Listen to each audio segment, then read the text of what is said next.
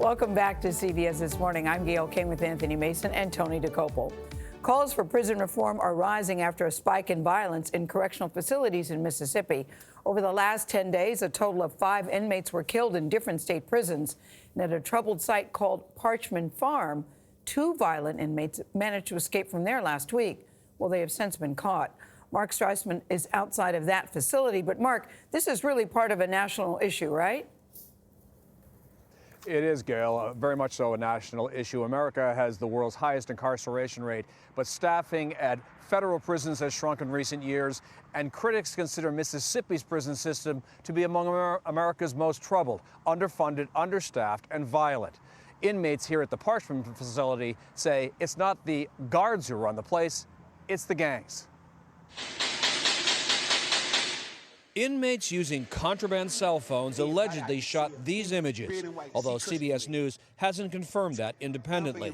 This is Parchman Farm, home to Mississippi's death row, and lately a killing field for warring prison gangs. 3 inmates were murdered here in 3 days. My little brother stabbed, beat up, just in a cell, and then they putting them in cells with the rivalry. How could you do that? At least one lawsuit alleges barbaric prison conditions: rats, open sewage, abusive guards, corruption.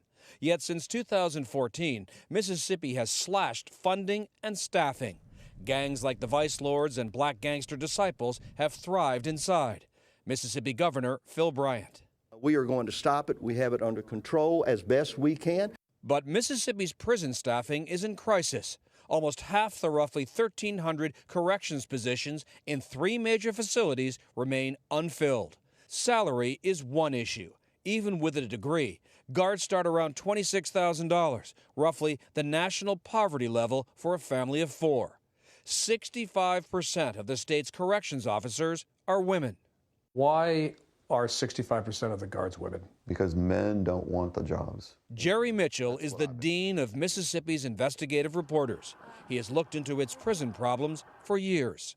Are the inmates, the gangs, really in charge inside? They are in charge of where you sleep, where you eat, how much you get to eat. You have towers that are empty, that used to have guards that don't have guards now. And what do? State officials admit the gangs are a problem, but they deny that the gangs are out of control. Mississippi state troopers have been working here in Parchman in recent days.